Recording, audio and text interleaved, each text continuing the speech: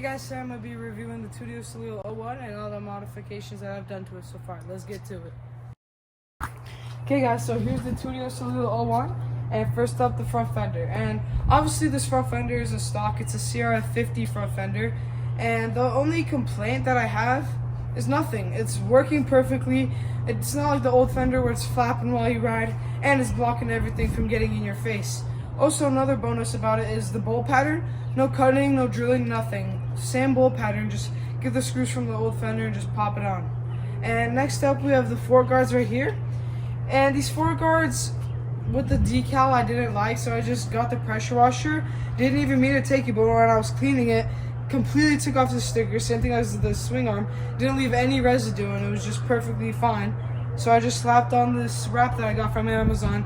12 bucks. It's a forged carbon fiber wrap. It's not real or anything, but as you can see on the battery right here, it makes it look much better. Just adds a little perfect touch to it. And next up is this front number plate. This is the same number plate that comes with the Tuttio, just stock, but I just flipped it on the black side because I don't like how the decal looked and I just like the black better. And these little numbers are just numbers that I found laying in our garage. I'm probably going to take them off. They're starting to peel. But next up is the risers. These are 2.5-inch risers on Amazon.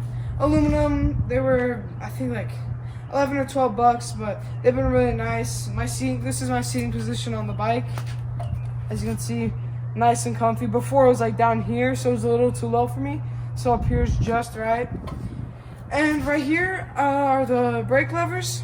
And what I did was I got some spray painted them at home. They look so much better than the chrome ones.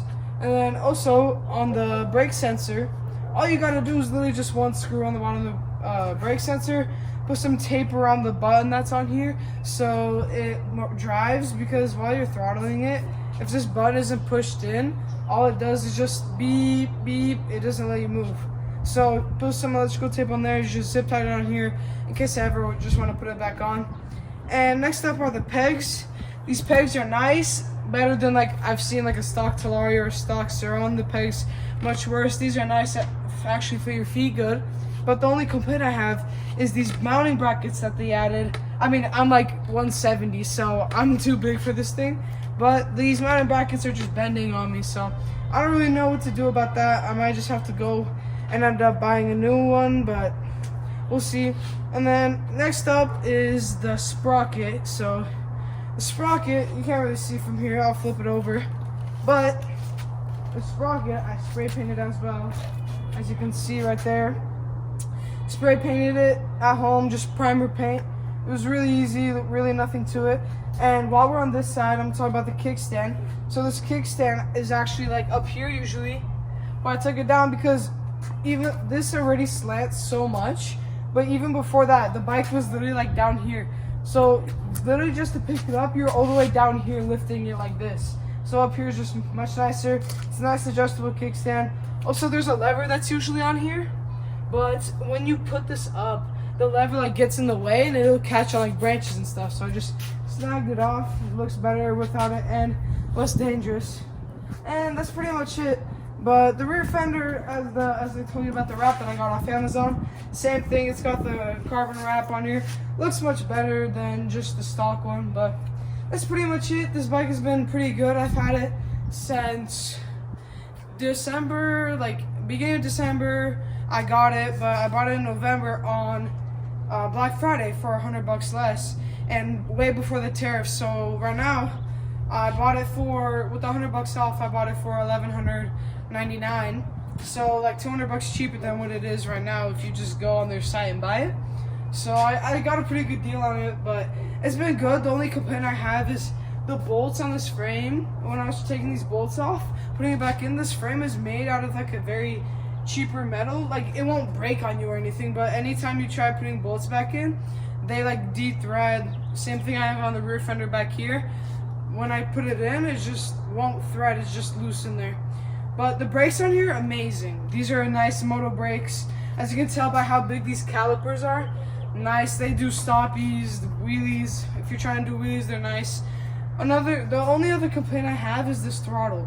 I've had to replace the throttle twice. So one was my friend looped it out, and he hit it on here and he over twisted it and it snapped it. Another time I was doing a wheelie and I had it at max throttle trying to get back up, and then it just snapped. So I don't know if it's happening with anyone else. This is the older gen throttle. If you go on their website, you see there's a older one and then there's one with the M button on here. I have the older one just with the button in the corner.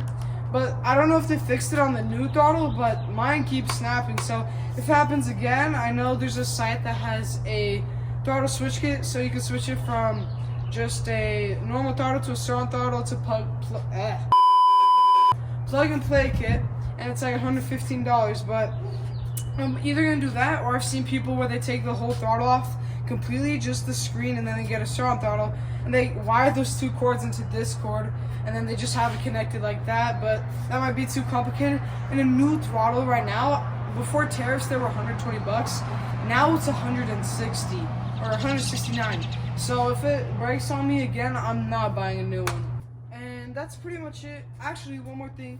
My bars started doing this. So these mounting brackets, not like up here with these new risers I got, but right here on the old Tuttio direct mount to this triple clamp, right here, they're getting super loose, and I had to cut into this little plastic top piece right here, just with a heated knife. And even then, I'm still getting the Allen key and trying to tighten it, and I'm trying to strip the bolts, and I'm starting to not be able to tighten them anymore. So I don't really know what I should do. I'll probably just have to end up welding them on, or just keep tightening, or get new bolts. But I don't know. It's probably because these triple clamps, I'm assuming, some cheaper material. It's a cheap bike from China, so probably not the best material. So it's probably bending, because I'm hitting jumps on this, obviously, and probably just from pulling back, pushing forward, it's bending the inside where these bolts are supposed to be. But that's pretty much it. Let me know in the comments if you guys have any questions, and like and subscribe, and see ya.